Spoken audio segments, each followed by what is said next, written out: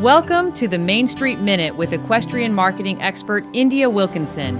This is the destination for all things equestrian, from horse sales, breeding, horse health, and a look into the intricacies of the horse business world. Join India as she dives in with industry leaders to discuss the challenging and rewarding lifestyle of being in the equestrian world. And get ready for the Main Street Minute. Hi there, this is India Wilkinson with the Main Street Minute, and today we have Jessica Payne with us. And Jessica and I have known each other for a very long time, a couple of decades. So I met Jessica from my eventing days. So Jessica, why don't you kind of walk us through? I know that you have evented through the 5-star level and that you run a very large business in the equestrian world. And we're going to talk about your background, and then we're going to dive into a topic that I think is going to be really popular, especially with the women out there, which we know that I think it's 80% of all equestrians are women. So I think this is going to be a great topic. So yeah.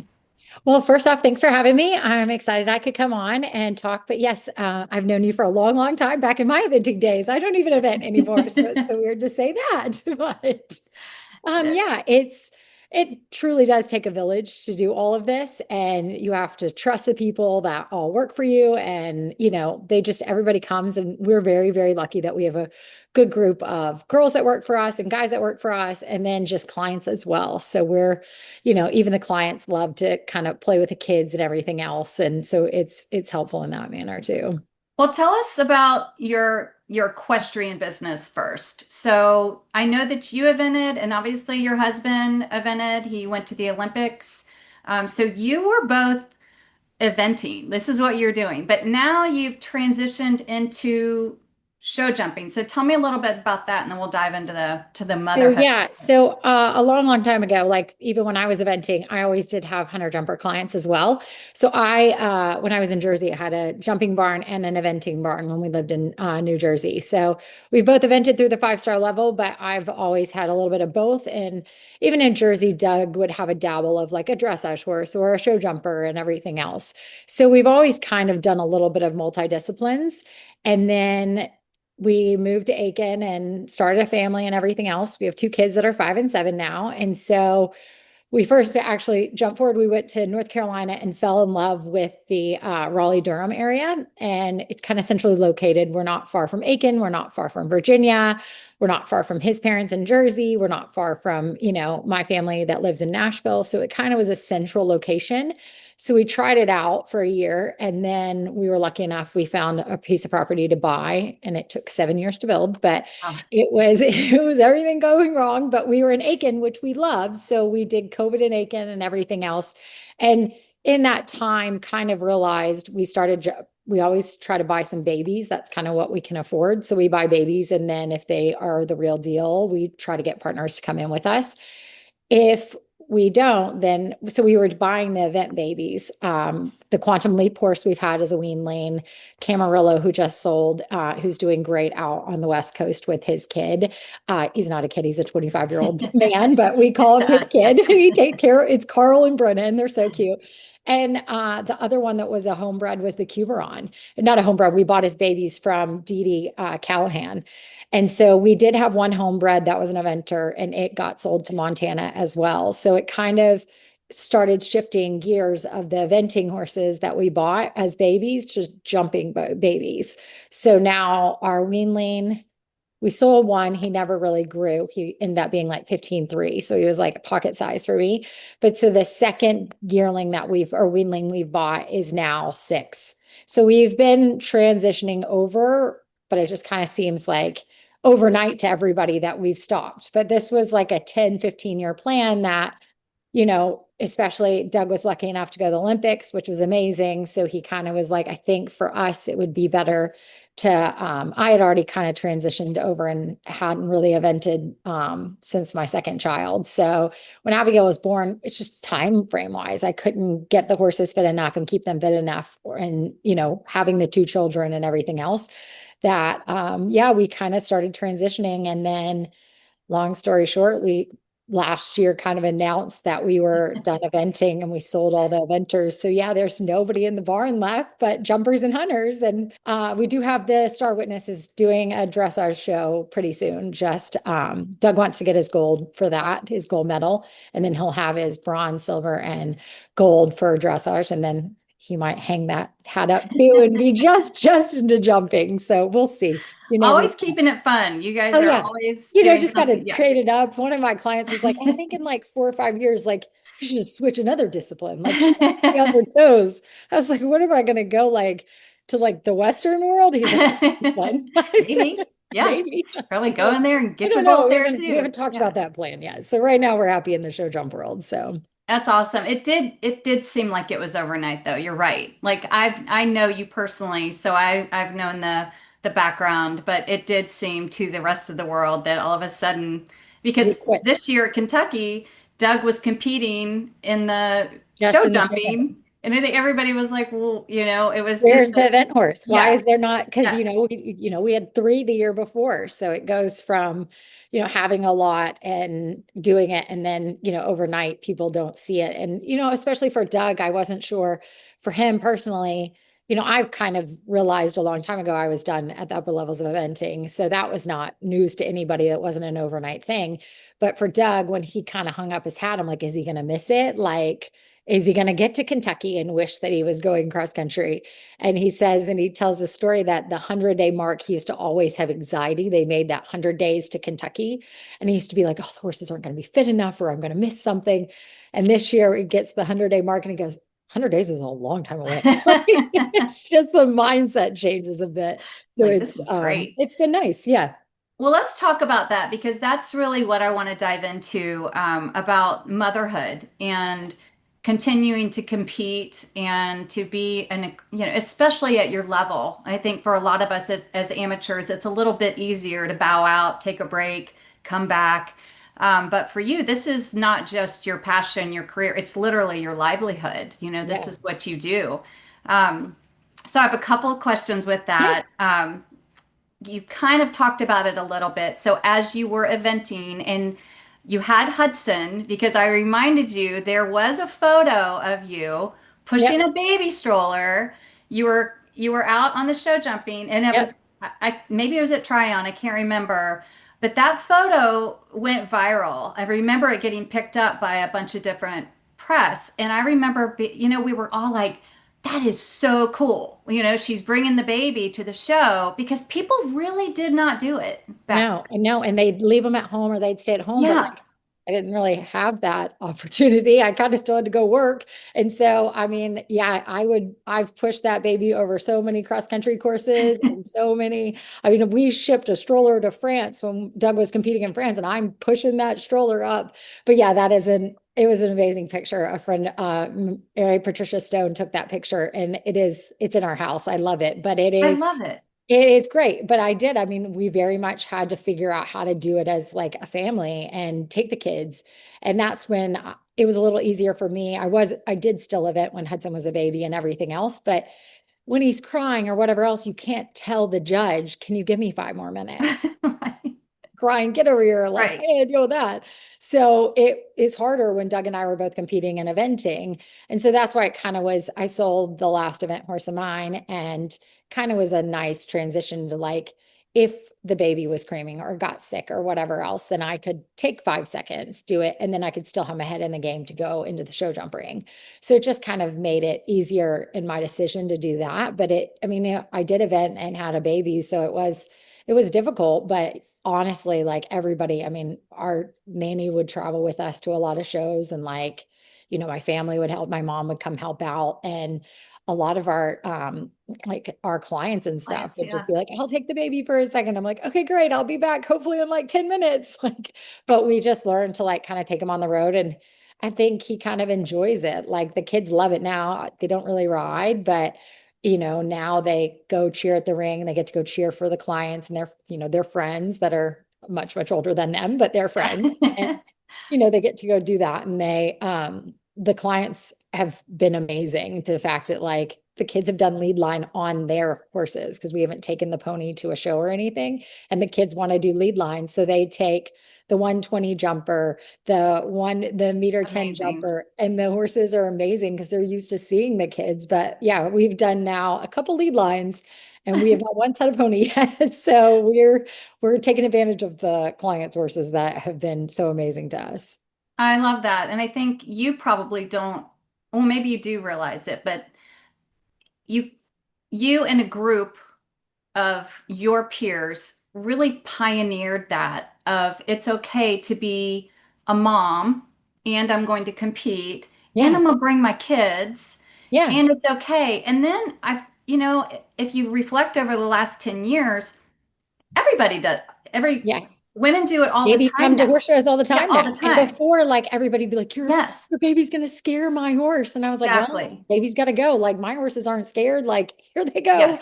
I mean, I'm pretty sure there's a picture of Courtney Carson pushing like she had the two 5-year-olds and was holding Hudson and we were like all juggling around and she's like and we had those as babies as well. We bought him in Ireland, but we had him for 5 years. They had seen the baby grow up. They'd seen the carriage like through the barn because the baby would, Hudson would come to the barn with us every morning and stuff. So yeah, I think I'm glad that people are now because the generation ahead of us didn't have many kids, like all the Yes. ladies that rode, and they're incredible and they're amazing. And they're, a lot of people that I look up to, but none of them really had the baby. And that was something Doug and I really wanted were children. And we were very lucky that we, have two amazingly healthy kids and everything. But in that sense, we kind of were like, we have to figure this out. Like maybe it means bringing on like somebody that can nanny with us and come to the horse shows so that like we can designate, like give a, once Hudson started crawling, it got a little more difficult. You couldn't just leave him in the stroller and stuff. So it was,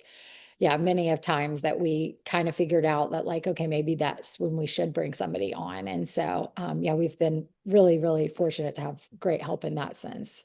But I think that you doing that and some other of your peers doing that, it made it okay. It Yeah. was, and that's what happens. People like, if they can do it, Yeah. we can do it. Yeah, I'm And like, we don't have a choice. We're bringing these kids and we're these all kids are going coming. and we're going to Yeah. ride and it's going to sit by the ring. And you know what? It's fine. And, there's going to be Hudson used to sleep to chain smokers closer. Like it would, for some reason, that song would put him to bed. And so like, I'll be going around the horse show, listening to chain smokers, like just walking around or sending somebody else with chain smokers, Yeah. listening on the radio and he'd go to sleep. But like, yeah, I mean, we had to learn that they took naps at the horse show and everything. And we just kind of said, I think I'm a very kind of different person that a lot of people's opinions don't really matter. If it's like kind of like that it doesn't really bother me that if somebody's, No. I can't believe she brought her kid. I'm like, I really don't care. I don't have a Right. choice. Would you like to hold him? Maybe he'd be Right. nice if you held him. But really that's good because really that was for the greater good of, I Oh, think as women, we don't, it's just this whole, and not you and I for sure, but women that don't want to. ruffle the um, feathers.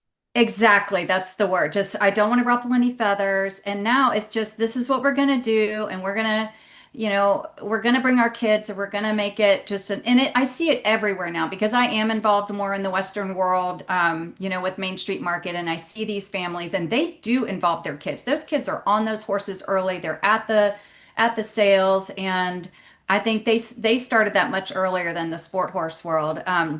And even now you'll see ads, it'll say like working student slash nanny. Yeah. Like now working students kind of know that they're going to also be Sometimes maybe they're watching. nannies. Yeah. Exactly. So that's been something that I love Ours actually ended seeing. up, we were nannies and then we made them become like workers. So like, we did it the other way. We like tricked the nannies into becoming workers. Like You'll love it. Lauren, oh, she'd never even seen a horse. And I was like, Lauren, like she'd never left. She lives in Marriott. She's still a close friend. The one of the nannies we had right before Abigail was born, she stayed with us for like 3 years. She was in Georgia and she'd never seen a horse and like never had a horse. And like by the end of it, I'm like, Lauren, you just got to hold this horse. And of Now course, she's a like, five-star Lauren, can you groom. just put that horse in that? I'll take the kid. You do that. She's like, I'm the nanny. Why am I taking the horse? We're like, Lauren, it's a team effort here. Team effort. Like, wait a minute. So this is a funny story. I'll see if you can relate to this, and we'll talk about like how our mindsets change. But I have a friend that took a clinic with Bruce Davidson years and years ago, so probably 35 years ago. And she's galloping across country, and he yells at her. He says, "Janet, you're riding like a mother." And she goes, "I am a mother." But she said it really, it made her realize she wasn't as bold. She Yeah. wasn't as, because it does change us. It just, Yeah. we're, once you have a child, you do realize that your life is very, very meaningful Yeah. and that you Well, have a now you're not responsibility. just like responsible for yourself. Like it was Yes. like, who cares? Like you're responsible for now, another human being and they rely on you and they need you and they need everything about it. So yeah, it's for sure hard. And I think, it's like everything. Once you do it once, you kind of get a little bit more and a little bit more. And that's why you kind of have to, slowly go into it. And there are still days when like kids are screaming and I'm like, you know, I can't pay attention. Like I gotta focus so I actually can ride well for a hot minute. Yes. Then I will come back and I will talk to you. I promise. But can I please jump this horse really quickly? And they're old enough now, but it was definitely hard when, you'd hear a kid screaming and you're like, okay, you're supposed to be focused. And before, that's all you thought about was the ring and like what your job was and everything else. And it's very, different. And so I think the more you do it is just, I tell people that like have kids and stuff. I'm like, give yourself grace, like give yourself time to kind of get back in the groove. Cause I'm not at any I part love that. mastered this. I mean, there are people that are, back at it, even jumping bigger and bigger than I am with younger kids and everything else. Like, my biggest heroes is, Jessie Phoenix. She had a baby and then she was at Kentucky. And I was like, Chick, you are fearless. I don't know if I have got that much balls, but I'm super impressed. And some people, it just takes a little longer. So Well, and I think that I love that you brought that up because it's personal for everyone. And every if person. we, I think, like you said, just giving yourself grace, but also giving other people grace because, Yeah. for someone that, there may be a mom that never even wants to get on a horse again because Yeah. they feel like that is something, and maybe they're just going to wean themselves back into it.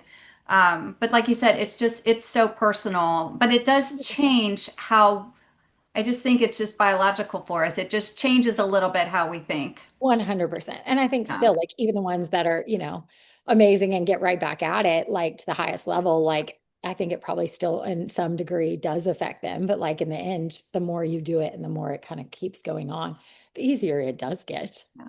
But I think, like you said before, you have to have a lot of help. You have to have people A lot of that are help. going to be there. And it, I, I do think that people don't realize it's the same. I had a career. I was a working mom and I had to find childcare to go to work. You Yes. are the same. You are a working mom. And yes, it's with horses and there are times that you can integrate your children with that, but you are still a working mom I and you still have to still work. have to Yes. juggle that, which that's something that we all wrestle with.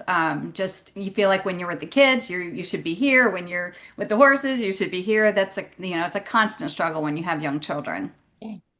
But school is great once they can go to school because then Oh, there's well, like no this year guilt will be from different 8 to 3. last year the kids were in two different schools at two different times. And so I felt like I was just the world's worst Uber driver and like couldn't, do it. So I'm excited. They are both going to school for the exact same period of time. I'm like, It will be a lot it will easier. be, yeah, a little bit. I can get a little bit more done, hopefully. So with that, tell us like just what is a typical day of at home, and then Yep. we'll talk about a typical day when you're at a show. Yeah, so a typical day at home is during the school season. We and even not because I can tell you, but like so we the barn starts at 7 o'clock. They feed and everything else, and depending on the kind of time of year, usually between 7:30 and 8:30, Doug and I are down there riding. We ride all the horses first, and then sometimes we go in the middle and start teaching, but we try to ride the majority of them first, and And then then where are the kids then? So are the kids are so with nanny? the kids are with a nanny. This has been the Okay. first year that we haven't had a nanny that is like watched them. And so they're a bit older. We live above the barn. So Yeah, yeah, it's yeah. And so Yeah, it's you very intentionally convenient. built it that way. But Yeah. the nanny would come at 8 o'clock in the morning and then I would be able to ride. And so like our mornings are always our busiest. So that's when I really needed the help. So I'd have somebody come from 8 to like 1 o'clock every day. And that was kind of the minimum. They'd come, they'd play with the kids, they'd do activities like kids loved arts and crafts and everything else. So the nanny would come. And then that's when I really knew I had to get all of this stuff done between like the 8 and 1 o'clock hour. So I would go downstairs, we'd ride, and then I ride mine first, and then I would start teaching, and we'd teach whomever we needed to teach that day. And then if I was really lucky and I got everything organized, I could like go to the grocery store by myself, but that didn't always happen. What A a lot of treat. times it was very treat. Like I was like, oh, I'm going to go to the grocery store. And then I am lucky that Doug was here. And so he'd be finished up by about 1:30 or so. So like if the nanny, by the time the nanny was done, he could be finished. So we really try to be a very efficient barn so that we can then spend the afternoons with the children and doing other things. And then if we need to go check on something at the barn, that's fine, but they can wrap it up and everything. And then we can, the afternoons are when we spend time with the kids. I think it's unbelievably challenging though with children and with horses because both are so unpredictable.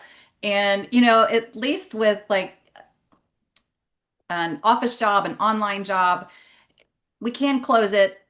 Just It's say I need a minute. Yeah, Yeah, exactly. you can. But with Yeah. horses, you just never know with injuries or horse gets loose or a client comes in that you're not expecting. And children, they're the same way. So I imagine after I asked you that, I was like, there probably isn't a typical day.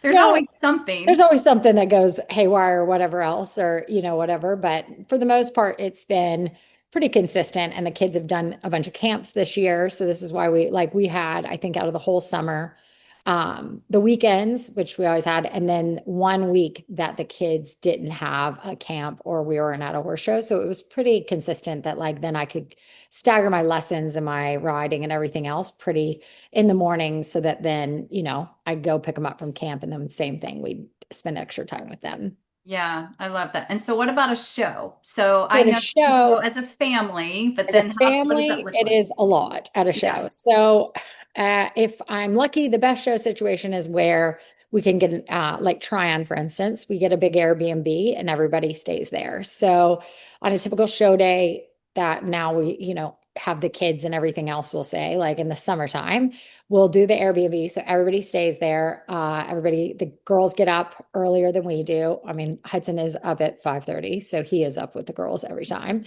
And so he is up, he is, building something, who knows. And so he's up at 5:30 and then he lets us sleep till 6, which thankfully, and then Ooh. yeah, we're up at 6. But I mean, if we have to be up at 5:45 to get to the show, that's fine. But we're up about 5:45, 6 o'clock. And the girls have left by that point, generally speaking. And they get to the barn and they start kind of the barn chores like normal. We feed the kids at home and then we try to get to the horse show by 7 o'clock. 7:10 at the latest. And I generally will put the kids in the golf cart. I have my coffee. Doug will go walk his courses. I'll walk in the barn, make sure everybody's good. I generally have to go to the office, make sure nothing needs something. We're kind of doing the 7 to 8 o'clock hour is like, office work, making sure everybody's checked in at the rings, making sure the office didn't need anything else, making sure the clients are all know where they're going for the day, organizing the whiteboard. And then by the 8 o'clock hour, we're starting to jump. And Yeah. so then if it's a nanny or one of the girls that's working for us, somebody is holding, I mean, from 8 to noon is usually the busiest at horse shows. So somebody has the children and they have to sit together and they can do arts and crafts or whatever else. Somebody's at the ring, holding a horse. Somebody's usually in the ring riding, and then somebody's setting fences. So in any sort of capacity, that all happens to be like, okay, so we are very organized that we do a set list at the beginning of the Yeah. day. So we know what horses need to go to what ring, what person's going to be attached to that, and what person's going to be helping. And so that, yeah, it can change and everything here and there, but you're not really wondering at ring 3, where's the horse? Who's next? Who has the kids? Where did anybody go? Is it like a free for all? Like that for us doesn't work. So That we try sounds to very be, stressful. yeah, Yeah. so we try to be as organized as possible. And we're very efficient at the horse shows as well, that like we try to get there, get in the ring, not be at the end of the class, because then we can kind of stick to more of a schedule with that.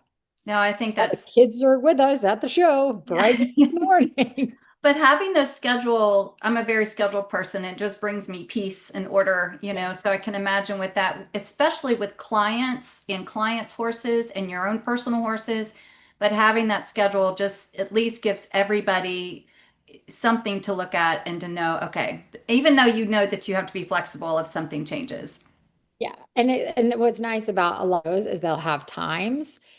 It's kind of like, but they're not set times like eventing. They're just times that are like when the class probably is going to start. So you can kind Mhm. of Oh, section off when what rings are going to go in. So you can know, ring two and the 6-year-olds is going to go at 8 o'clock with the meter 30s and the main ring at 8 o'clock. So you kind of know where you have to be in it. It does make the day scheduling pretty easy. So then we're generally at the top of the order because we like to go first. So we get there, get done, and then we can move to the next ring. So we can try to be in as many rings at first. organized chaos at its It is finest. very much Yes, organized chaos, I love 100%. it.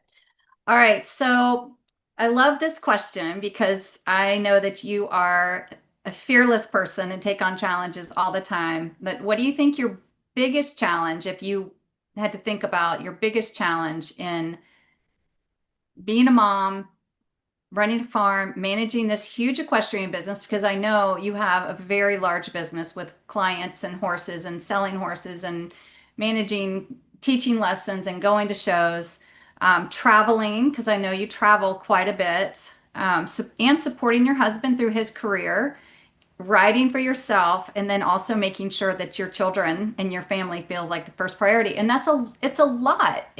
A lot of women and mothers can really relate to this because Yeah. we're kind of the center of that, So what's your biggest challenge with that? Which I know maybe that's not an easy question. And how do you handle Yeah, no, and I think it kind of depends on the time frame of the thing, like everything kind of comes in, different eras of what's the biggest struggle. Sometimes it's like, my personal goals struggling. Sometimes it's just my everybody in the barn trying to organize everybody, what clients are going where. So sometimes it's like when we have a client that says that we run an adult daycare center. And I think that that's 100% what I do. And like, she's like, oh, and I think you're also my psychologist. I was like, okay, it? great. Yes. So glad I added another hat.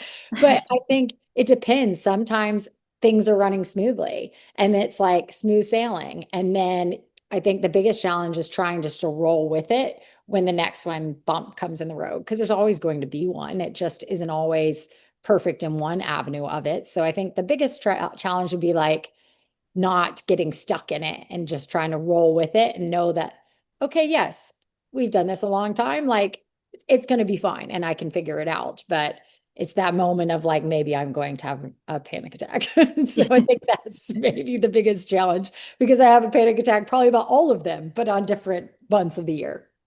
Well, I follow you on social media, and something that I love about y'all, and you're so good about this, letting people into your personal life and how, Doug has his pilot's license. So you and the kids up in the Leave to go plane. everywhere. Yeah. But I think that it's such a cool way that it's not just for horse shows, because I know that that does make your life a little bit easier being able to travel to the horse shows, and not have the kids in the car for 9 hours or 12 Yes. hours, or because, I mean, traveling with children is challenging anyway. But I know that you also take the kids and you go on family vacations. And I'm pretty sure you probably have to get away from the farm to have that alone time with just your core family. So Yes. So we don't do a traditional like Mondays off because it never works. Like you said, I'm at the farm and like it's my day off. And you know what? I'm going to stare out my window and something's going to be out there. Or Doug's going to see a blade of grass out of place. And next thing I know, we're loading up, going to Lowe's and fixing things. And so our day off turned into, yes, we did not physically ride a horse, but that was not a day off. So we learned a long time ago, like, why not don't do days off. Like when we're here, we'll work. And maybe there's a light day that we take advantage of or whatnot. But we try like 2 days out of the month to go somewhere. And we've done this since before the children actually. So we yeah. always like try to take away just 2 days. And it doesn't happen every month, but we know that if we can just get away for 2 days and like reset. And I think one trip before the kids, I think Doug slept for 24 hours. And that's what apparently he needed. I went to the pool and to the beach, and I would wake him up and be like, do you want to have lunch? No. Okay, well, I'm going to go back out. Just curious. I think he woke up for breakfast and dinner that trip and just that day, but his body apparently needed to sleep for 24 hours. And so we try to give ourselves in that those 2 days. And so we've done it for quite a long time now. And yeah, the plane is amazing because it's like a time machine. We had a very good friend that said, time's what you can't get back. And Yeah. so when we look at it, yes, it's amazing. But like when we were first looking at it, everybody was like, just get an RV and a truck and like go to the horse shows. And I was like, who's going to clean that car? And who's going Sounds to drive awful. it? Like all of this sounds like my worst. That would be my biggest frustration is cleaning an RV every other week. I mean, I would just, that's not what I'm very good at. So I would just be like overwhelmed. So we said, he got into flying with a friend of ours and everything else. And he really loves it. I mean, he has an engineering background. So he was very much like enthralled in it. And honestly, price wise was like affordable in the sense of like it cost less than that truck and RV that they wanted me to go get. So we use it for the horse shows to get there. But also, like if Doug does a clinic, we found out that, like, okay, he could fly to that clinic, not get stuck in all those commercial flights. He could fly to the clinic, work, and then he could be home in time for dinner or like bedtime at least, I which love he that. could never do when he was No. teaching clinics all the time, like before the plane. And so, same with the horse show. If we don't go, he can be there. And so, it's really opened up a lot of time. I think last year we saved 9 weeks of driving with the plane. Wow. Wow. And so, okay, some of those trips we wouldn't have done, but like that's what's been so nice. Like we took 2 days to go to Thanksgiving. That's all we really had time for. And so we flew into Nashville for like a day and a half. I wouldn't have driven that far. I would have just stayed at home and skipped Thanksgiving and Right. done our own Thanksgiving, which would have been fine. But we are very fortunate that we can take advantage of a lot of that stuff. So, same thing. We just went up to Canada. Like I was born in Canada. My kids can get dual citizenship. So we have friends that have been asking us to come, and it's never been feasible. We're always at a horse show, and we saw them when we were in Virginia at a horse show, and they said, please just come. It'd be so fun. The kids would love it. But it's like an 18-hour, I think we decided as an 18-hour drive. I'm Yeah. not driving 18 hours for 2 days. I would have just missed the experience, which is reality because I just couldn't do it. But instead, it took us like 5 or 6 hours of flying. We got there, we spent a couple days up there, and then we were back home in order to work and not really miss a bunch of school of our work stuff and miss the horses. So yeah, we have 100% utilized that. We love the flying and that we could do random things that we wouldn't have the opportunity to do. So we're very fortunate about that. So we do I have it. think it's so fabulous, and I do. I love following it. It's really fun to It's see super fun. everybody. I know a lot of people think it's really scary to be in the little plane, but I love it. So, and my kids love it. I think they like it more than me. They love riding in the back. I bet. And I think the RV thing, I think that is such a great lifestyle for so many people. So many But people. like you said, the reason I'm like, oh, that's so not good for you because you are in different places all the time. You literally would be on the road all the time, Cleaning. which And I is, would just be cleaning it all the time because I think it's gross all the time. So I was like, I can't. yeah, I not mean, going to without the happen. plane, like I still wouldn't have done the RV. I would have just stayed in Airbnbs or hotels and stuff Yeah, like that. But honestly, yeah, it's a lot of people, they love it and they love they do. Yeah, for lifestyle. sure. And that's nothing against that. But that's when you talk about what you're good at and not good at, I'm not good at. Right. But you don't, yeah. I mean, your goal isn't to have your family on the road all the time. So I think it does like time management, but also the way that your schedule is and Doug's schedule, the delays these days in airports, like you could end up missing an entire An show. entire show. You Because know? back when all of this started, I think people didn't realize how many weeks we were on the road. Back when this all started, we've had the plane 6, 7 years now.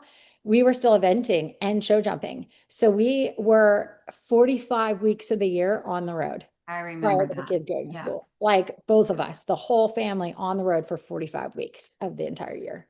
That's And a like we lot. would get home and sometimes be home Monday, Tuesday, and be So, I mean, and the close trips are easy. You just get in the next truck and you load up with the next set of horses and you go, but you're only home for 3 days. That if we were up in Michigan or we were in Florida, we couldn't have done it. You couldn't have, like literally in an RV, you couldn't have. You would be, yeah, you would be on the road.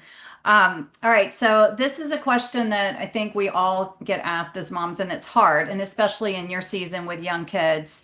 But are you ever able to take a break? And I'm quoting Yeah. for you. Do you do something that's outside of horses and outside of your family to just decompress, or do you have time to do that? I mean, I think I'm hoping I will have more time to do it when the kids are in school, as Yeah. I used to love to go like Pure Bar and stuff, and like that was like my reset and stuff. So I'm hoping, I have the Peloton and it's great. And so, and I'll work out. I have like stuff upstairs to work out. So I do take the time to try to do that for myself because I do enjoy that and I do like that.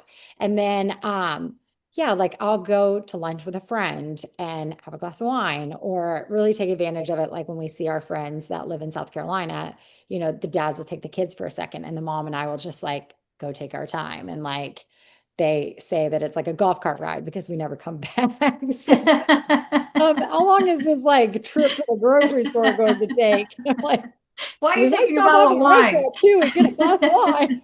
So we try to take advantage of things like that. It's like seeing friends like that we can go spend time and I can go get away and kind of have some alone time with some friends. Yeah, I think that's so important for everybody, for all Yeah, moms, really for everybody, but really everybody. as moms. I was You don't talking, need kids to have alone time. no, and it does, and it is a season, and you know this. I mean, Yeah. just your friends that are older, like me, and Maggie now is Yeah. living I in New can't. York. I have all the time in the world, and I wish she was back. Like Yeah. I really love that time with her, and I know you really, really enjoy that time with your children. All right, so what advice would you give to a new mom who wants to continue competing, and maybe this is a professional or an amateur, so a mom that took a break and wants to get back into the sport? I mean, I think you talked about it a little bit with giving yourself grace, and I really love Yeah. that. But I what think that giving advice? yourself grace, but try to find some support for you to like that you can rely on, that you can trust, whether it's your spouse, whether it's a family member, maybe it's a friend, maybe it's somebody that like you can, pay to come and do this, that like you can then enjoy it. And then, because that's what it's all about, right? You're supposed to have Yeah, fun, supposed to is have fun. that. And then if you're getting back in it, like, if it's possible, try to get a horse that will give you the confidence because maybe your confidence is going to be a little bit different or whatever else that, or take the horse that like, the most, like try not to change. Everybody's like, oh, I'm going to go get a young one and work on it. That's great. A lot of times that works, but find something and like find a program that can like really help you succeed and like taking that situation where they will give you the best confidence and that's not the one thing you're having to worry about, that you can just focus on yourself and focus on your goals, whether it's to compete or just ride, and then just having somebody that you can trust, that you can have somebody there to help because yeah, you can do all the grooming in the world yourself and it's still fine, but if you can just rely on that one person, then you can focus on what your task is at hand and probably have a better time about it. I think you're probably really good about this. So when you said that, I was thinking like to find a trainer too who understands what your goals are. Yeah. I was obviously with one, your best friend, Mary Yep. Beth Davis, who is family for me. And, I just wanted to ride beginner novice and Yeah. maybe go novice. And she was like, okay, well, you're going to be the best beginner novice rider. And I was like, yeah. And it was never about pushing me Yeah. beyond, but really helping me be the best at that level. And there Giving aren't, you, because she does so well, like giving you the confidence and giving all yes. of that. And that's what you need, whether it's the horse that can give it, the trainer that can give it, or all of it is probably what you need, is like just having that so you can have the fun and the success. And whether the success be winning ribbons or just mastering what you want to do. Yes, exactly. Because as an amateur, that time with the horses is and was my break. Yeah. Even though Yeah, Maggie came exactly. with I mean, me. you So you work want that so to be hard to fun. afford Yeah, it. Exactly. exactly. So it Yeah. better be fun, Yes. like I don't want you out there like having the horse that's just the wrong situation or whatever else. And you're spending all this time like horses cost the same every month. Like you're whether it's that. So it's like finding that situation where you can still have the fun because that's what it's all about or supposed to be all about. Yeah, and I love that you just said again, just giving yourself grace. And just having now being a mom of an older child, just knowing it's a season, what we are going through each as the children get older, it's just a season and things do get easier. They do get busier again and then they get easier, and just kind of having the grace just to go with that and not try to force things to happen. Yeah, exactly. Take the time. There's nothing wrong with taking the time. Yeah, I love it. Well, Jessica, thank you. I am so excited about this. I think that there are going to be a lot of moms and equestrian women that are going to be really excited to hear this from you, who are in it in a big way.